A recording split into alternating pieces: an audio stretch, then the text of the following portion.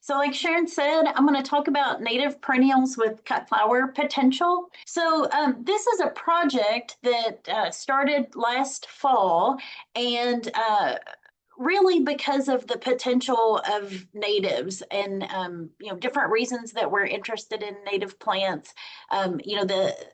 These are particularly perennials, so you make that one-time investment and then you can have long-term returns. And I'll probably speak a little more from a commercial standpoint than typically homeowner, but it's really the same type of information, same performance of these types of plants.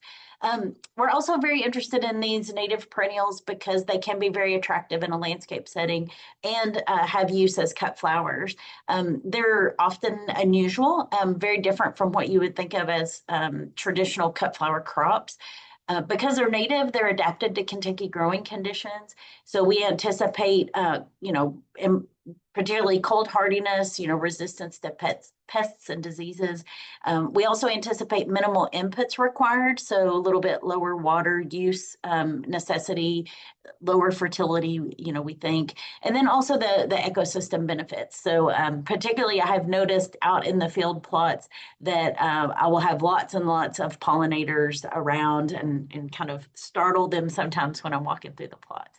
But when I talk about the plots, I'm talking about this demonstration plot that I've set up in Lexington. For those of you who are familiar with the South Farm, which is on the south side of town on the corner there of Nicholasville and Man of War, that's where the demonstration plot is. And so I'm doing these experiments out there. And occasionally we have events where you'd be able to come out and take a look at these demonstration plots. So that's to kind of frame it up and get started. So I'm going to talk about several different species, and I'm going to talk about the project generally. So as part of this demonstration plot, there's several things that I'm looking at. One is mortality. So how well do these plants perform, over winter, and how well do they perform, throughout the growing season? Also, what is the floral production? So how many flowers are produced? What's the stem length? And then also the flower quality. So what kind of pest pressure is there? And then also post-harvest performance. So once we cut these flowers, what kind of vase life do they have? Do they, decline very quickly, or do they really have a long life?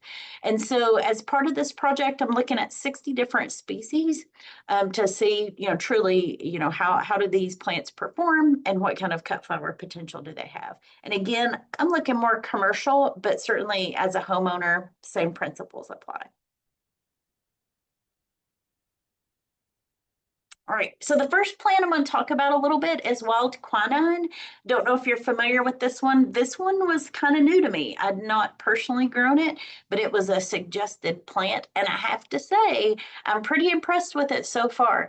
It has a creamy white flower. The flower's a corm, and so it's branched at the top, pretty much a single stem, but really sturdy stem to it. Blooms spring to summer, and I do actually still have a few of these blooming right now, so I think I'm going to have to change that to into fall, since officially we are into the fall season now. According to the Missouri Botanic Garden, the anticipated plant size is about 2 to 4 feet high, 1 to 2 feet wide, and that's pretty consistent with what I've seen this summer. These particularly were planted last fall in October, and so they had a chance to go over the winter, and so really first year performance in the field.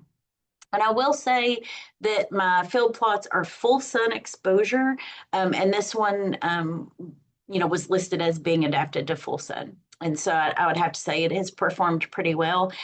From a numeric performance standpoint, so again, in these plots, I have 10 different plants planted, and then so doing the data collection on there. So the plants averaged 4.5 stems per plant. So some had a few more, some had a few less. And on average, these were 25 inches in length. The range of length has been about 16 inches to 33 inches. And really what we're looking for is something at least 16 inches. In the commercial trade, that's kind of the minimum stem length to be used by florists, event planners, folks who are using these kind of on a more wholesale basis. So you'll see most things, I'm cutting them, trying to get at least 16 inches or more in stem length. length. And so here that was not a problem, cutting these kind of as close to the crown as possible. And then some were quite longer than that at all the way up to 33 inches. And really no pests or diseases. One thing interesting about this plant, the leaves are very scabrous, so kind of sandpapery, so a little bit rough, but quite an attractive plant. So far, this is a keeper, and I think it's got a lot of potential as a cut flower crop.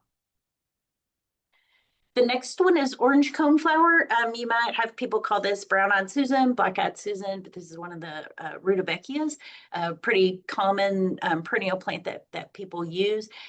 This, gorgeous orange-yellow flower color, those petals there.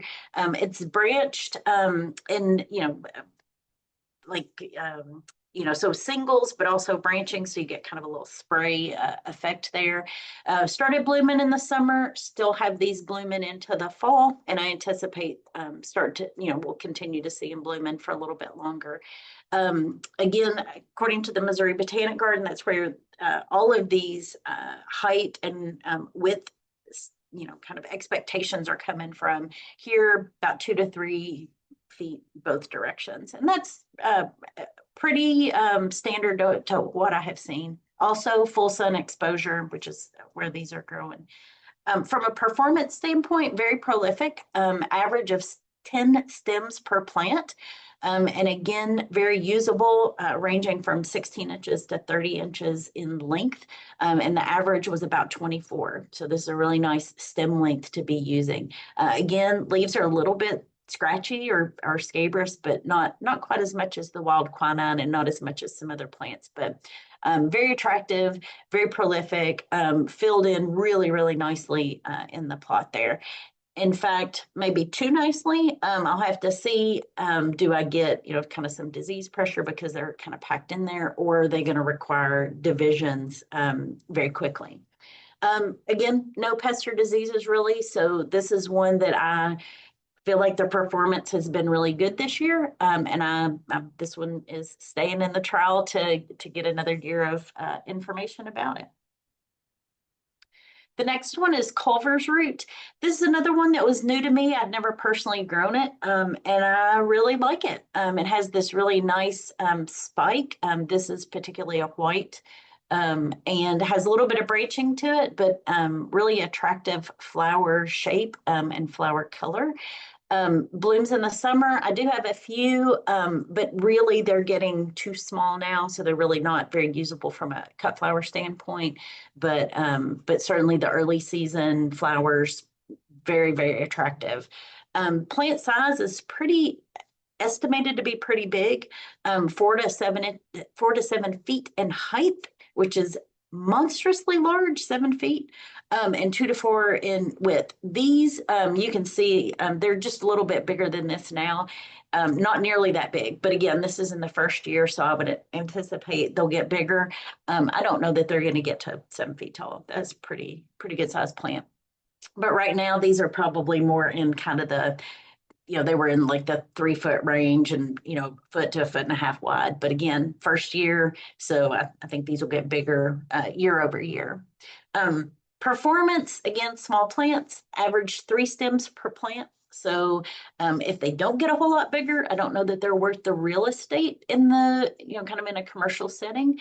And the average was about 16 inches per stem, but there were some that were very small, again, small plants. So from about 10 inches to 28 inches. And those 28-inch ones were branched. Some of those smaller ones were just single stems. Really no pests or diseases on these. The only thing was they just were super vigorous growers in this first year. Not real surprised about that, but definitely a keeper. Really nice white color, really interesting flower shape. And so I'm going to keep this one for another year to see how it performs, year over year. But this one was kind of a surprise to me, so I was glad that it performed well. Hardy sunflower, this is one maybe many of you are familiar with. It's a Heliopsis. Beautiful orangey yellow flower color, mainly single stems, but there's some branching to these, so you can have multiple, flowers per stem. Pretty good size plant, and pretty good size in this first year. So the estimate is 3 to 4 feet in height and about 1.5 to 2 feet in width. And in the first year, it did get to about that size. The average stems per plant were 7, so pretty prolific in this first year. And the stem length was really nice. The range was 16 to 48 inches, and the average was 32 inches per stem. So these were pretty good size. No real pests and diseases on this, but I did have quite a bit of dieback in August. And so I was talking earlier before we launched the webinar that some things didn't perform as well over the course of the season, some dieback. And again, that's why this is a multi-year demonstration, is to see how do they perform over time. These may come back in the spring, but I don't know. So I have everything marked so I can watch them and see how they perform over the rest of the season and then into the spring of next year. So I'm optimistic about this. It was, super pretty, very prolific. But if we have a lot of dieback, from a commercial standpoint, it may not be worth, again, the real estate in the planting area. The next one I'm going to talk about a little bit is Rattlesnake Master. Maybe some of you have grown this before. Very striking flower. It's kind of this greenish white color. The globular heads, they're branched. So very structural, and has, really, a lot of interest for a bouquet. Some people may like it, some people may not like it. It's a very harsh looking plant. It doesn't, it's not real airy. It's very stiff and upright. Blooms summer to fall. The first flush of growth, they were very long flower stems. And then the ones later in the season have been much shorter. And actually from a cut flower use, the smaller is really a little bit better because some of these were, as much as 3 feet in length, but many were much smaller than that. The ones now are kind of around that 16 inch, which was the range, 16 inches to about 36 inches. And on average, 28 inches per stem. So from a bouquet standpoint, cut flower standpoint, it's a nice stem length. And if this is the look you like, can be a real potential from a cut flower standpoint. No real pests and diseases. I did have a little bit of dieback, but not, every single plant, and did have sort of the second flush of growth in September, but these were much smaller in the second half of the season. So I think this one has some potential. It's definitely unique, and I think some people will really like it, but it might not be for everyone. The next one is Bone Set. This is another one that was new to me. I'd never grown this, and I was really pretty pleasantly surprised with it. This creamy white color, it gets very fuzzy as the flowers open. Again, another corm, so that sort of branching small florets at the top, really thick, sturdy stem. Bloomed summer into fall, a little bit of flowering right now, but not nearly as much as earlier in the summer. But I think probably could get an additional cutting off of this, into the fall season. Pretty good sized plant. Estimate is 4 to 6 feet in height and 3 to 4 feet in width. Definitely they got 3 feet wide, and around kind of that 3.5, 4 feet in height. So again, first year, so a little bit maybe on the smaller side, and we'll be watching this over time to see, how actually big these plants get. But again, nice sturdy stem on here. These were grown in full sun, but it should be adapted to sun to shady sort of areas. In year 1 performance, no real pests and diseases. And I haven't done the math yet on the number of stems per plant and the stem length, but these were really nice long stems. And I think have some potential there. The one thing is the timing of cutting. I'll be very curious about, and we'll be looking at that next season, because you have this, really tight flower at the start, and then it opens up and gets really fuzzy. So depending on what kind of look you want, the harvest stage may be important. But overall, I think it's got a lot of potential. I think definitely keeping this one in the trial to see how it performs over time. The next one, Tennessee coneflower. People are probably familiar with the echinaceas, standard coneflower. This one's a little bit different. It has a thinner, kind of slightly more, usually kind of recurved petals to it, but this nice, this attractive purple color. It was extremely prolific. Single flower stems, a little bit of branching on some of those, but mainly the single flowers all summer, still blooming, but the stem length is getting shorter and shorter as we go further through the growing season. Estimated size about 1.5 to 2 feet, both in height and width, and that's about what these plants were. They weren't maybe as height for sure, width kind of at that lower end. And I think, with multiple years having a chance to really develop that crown, they'll be much, much larger, but still very prolific plants. On average, 11 stems per plant, which I think is pretty high production, and on average 13 inches per stem, and they range from about 10 inches, which is a little short, up to 19 inches, which is certainly long enough to use in arrangements very easily. No real pests and diseases, some feeding on the petals, but as far as the foliage, it was very minimal. And again, these are a little more scabrous, so a little scratchy too, but overall easy to harvest, and really nice stem length. And I mentioned this before, as we've gotten further into the season, the stem length has gotten shorter and shorter, but still, I like this one, very easy, and really pretty color to it. The next set of plants really I have here are the mountain mints.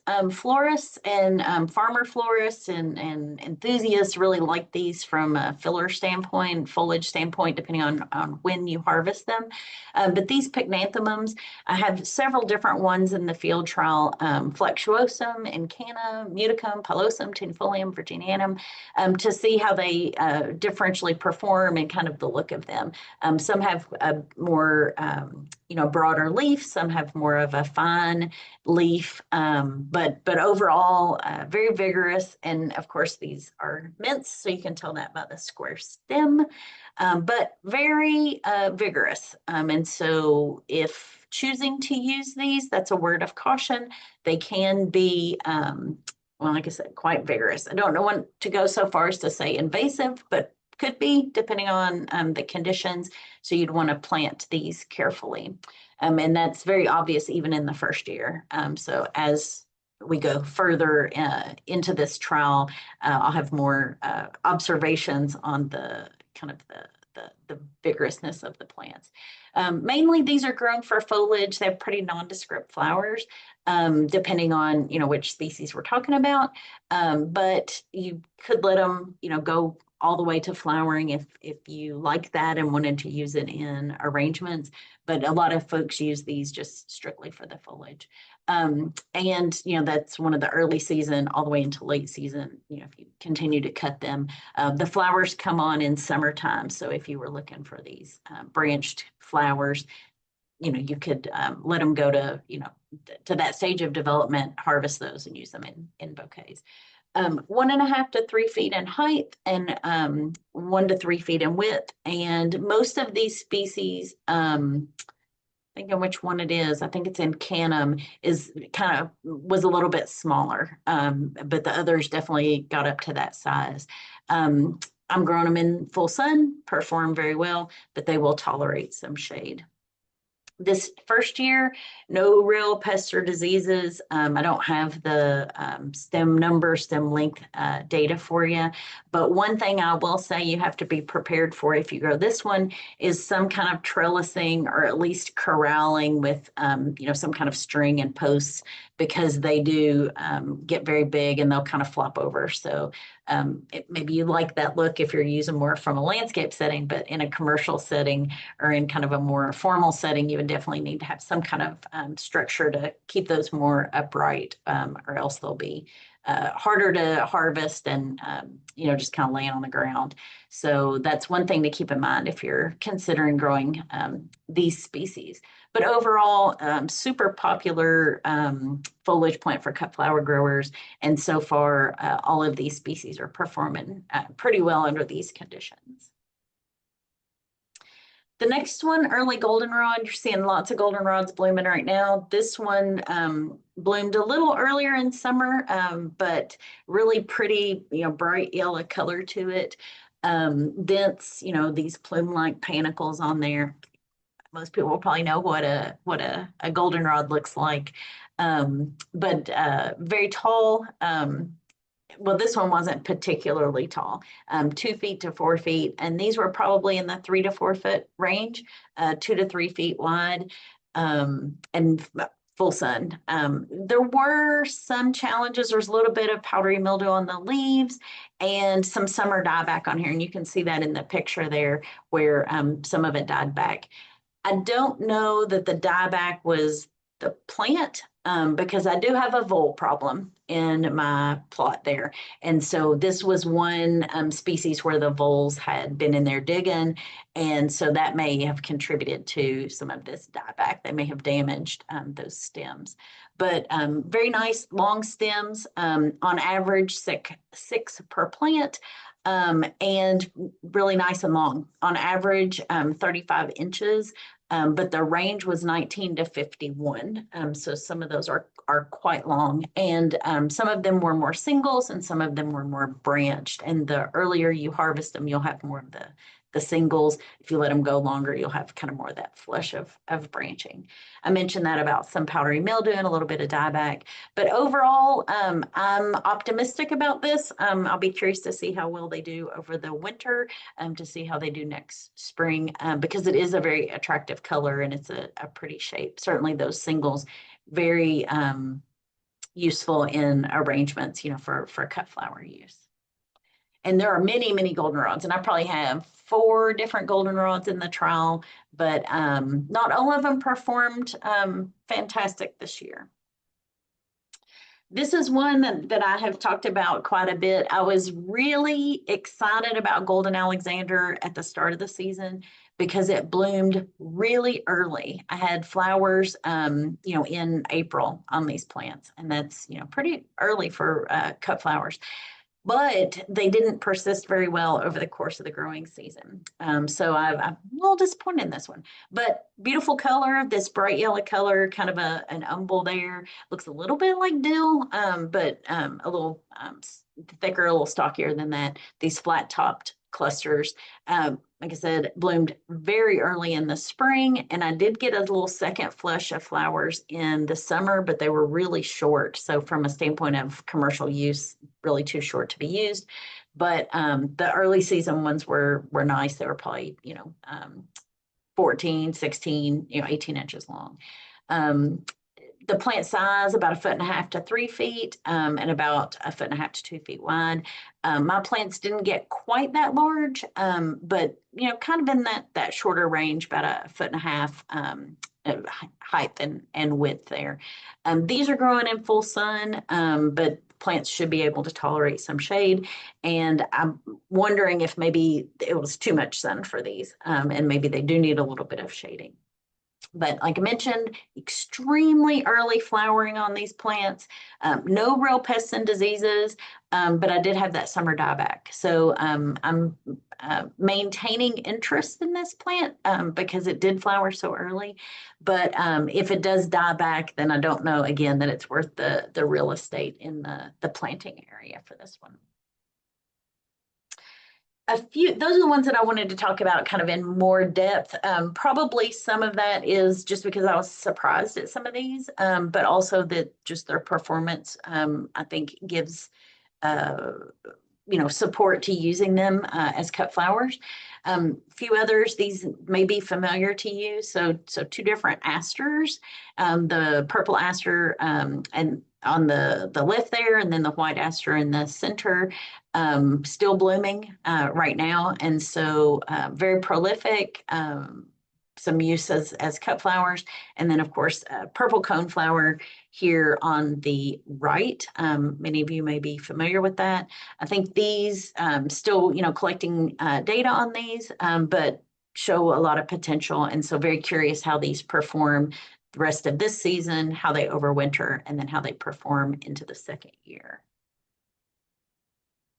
A few others. I mentioned I have several of the goldenrods. This particular one on the left is called Solar Cascade, and it's a beautiful color. It's kind of small. It's less than 2 feet in height, and has just kind of a little bit of a curve to it, and really, really pretty. I really like it, but the word of warning is that it may not look like this in second and subsequent years. It tends to get much bigger in those later years and really has a lot more lean to it. So from a cut flower standpoint, we'll just have to see if it, because for this year, it looks great. It has a lot of potential, but if it gets too big and too bulky and, isn't really upright, may require a lot more trellising or support and just might not, just may be too big, but we'll see next year. This is another aster here in the middle. I'm very curious how it will perform. It's a little short. I don't know that it's going to be great for cut flowers because I don't think it's going to have the stem length on there, but it's such a pretty little flower that this is flat topped aster. So to see how it performs. And then the plant there on the right is burr sedge. And this is one I'm really interested in because it produces a kind of a star-shaped, kind of a ball, on a long stem, single, and very architectural, very striking in its color. The color is really the same as the plant, kind of that yellowy green color. In the first year, there were a few flowers that were long enough to actually do something with, so 16 inches probably, but the later flowers were like 3 or 4 inches. So I'm going to let this one go a little bit longer, but if that stem length isn't there, I don't know that it's worth, worth the real estate in, in more of a commercial setting, but still such a striking flower on it that I want to collect a little more information on that one. All right, so these are a few more that I just don't have enough to go on, but I think there's some potential here. Many of you may have grown the wild indigos, so white and blue and yellow. I will say in the first year, so these were grown from seed, and in the first year, they did not get very big. And I also had a lot of dieback, a lot of winter kill really on the yellow wild indigo. Because I like these so much, I want to keep them in the trial to see how they perform over time. But hopefully in another year, I'll have better information about the wild indigos. But, they have that long spike, really nice potential for cut flower, but in my field trial, I just don't have enough information yet. Another one is goat's beard. This one did not flower in the first year. The plants look okay, but something to know that particularly from a commercial standpoint, if you were growing it as a cut flower, you would have to know that you wouldn't have flowers in the first year. So be curious how this performs over time and what it looks like when it does start flowering, what the performance would be. Bee balms, several of you may grow these. There's a lot of ornamental bee balms, the Monardas. These didn't bloom in this first year either. I think this is another one that's going to require some trellising because it tended to flop over a little bit. But I like those. They do get powdery mildew, but I think that from a cut flower standpoint, these have some, they have kind of a crown shape flower to them and very attractive. So curious how this will perform over time. Ozark Blue Star, that's one that I have not grown before. didn't bloom in this first year. So I don't know what its performance is going to be, but I've kept it in the trial to see how it does. Tall larkspur, a delphinium. This one was a little disappointing. It just did not produce flowers. The plants were a little spindly, but I like the plant. I like the flowers so much. I'm going to keep this one in, and hopefully, you know, these will recover and have flowers in the second year. Same things with the lupins. Just did not have great performance there. And then I have the plant here, but I don't have it listed in the list, is prairie clover. So I have a purple prairie clover, which is this plant, and I have a white prairie clover. And these just, you know, did not get very big. The stem length was very short, not a lot of flowers. But I'm going to keep those going. And I'll have to say the biggest problem with this has been rabbits. Rabbits love this plant. So again, I'm going to keep it because I think it's potential there. You know, it's got a really pretty flower. You can see the little purple flower kind of in the bottom right-hand side. But we'll see how it performs over time. So just wanted to go through some growing tips if you're thinking about this either commercially or just kind of, you know, more enthusiastically in your garden.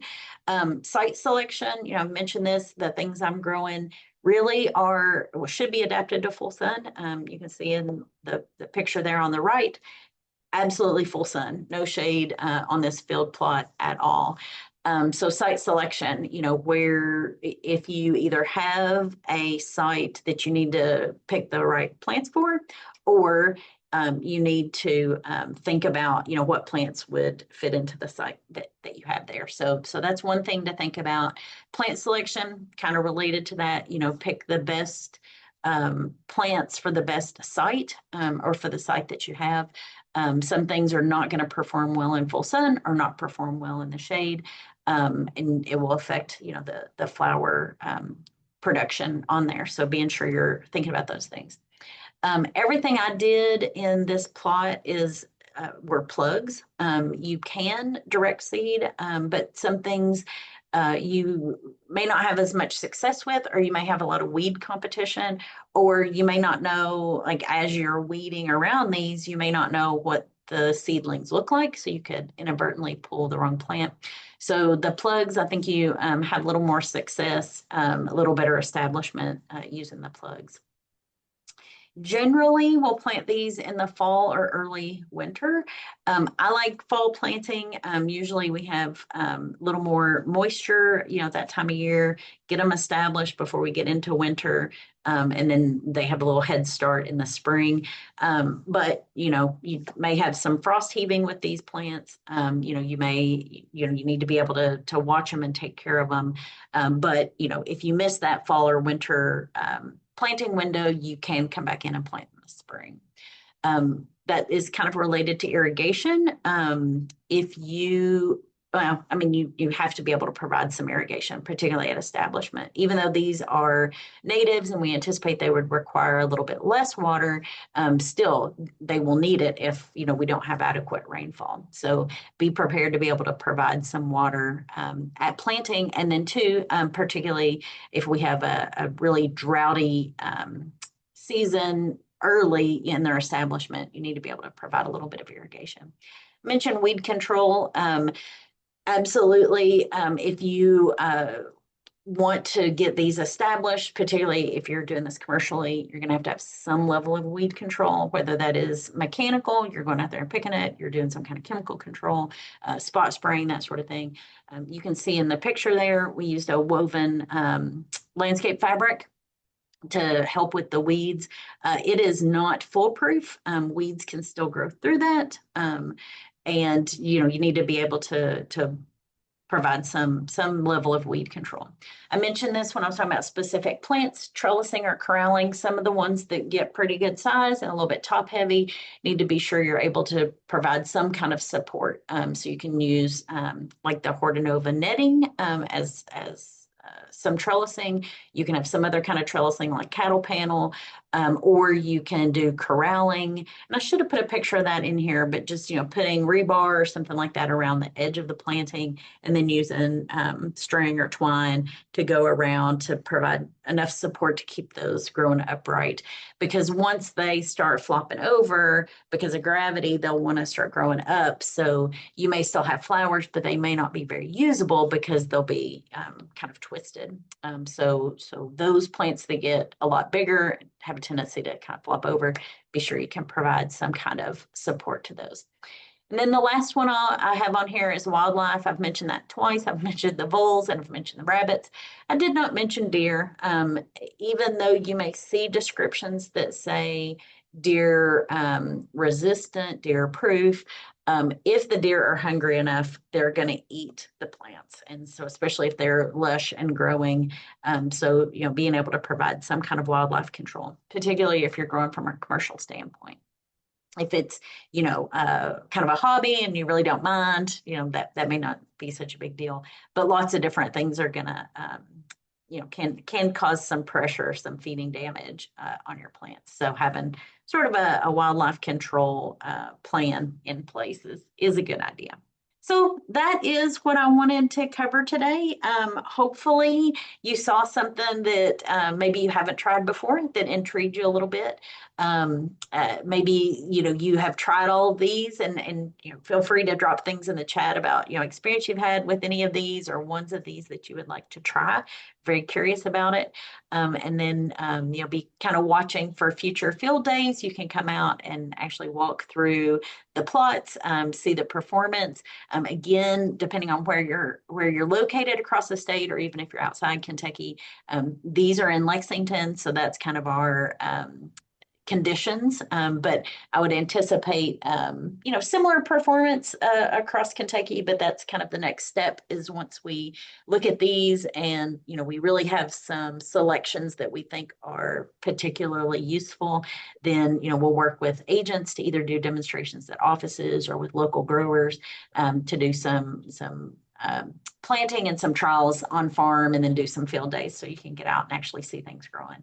Because sometimes, you wonder when you're investing in those plants of, am I going to like this? How's it going to perform? Is it going to have the use I thought it would? And so that's, one of the objectives as part of this trial is so that you can come out as a grower and see these plants and how they're performing, under Kentucky conditions. If you're buying seed or plants from somewhere else, you don't really know. So we're trying to help you have just a little bit more information about potential performance.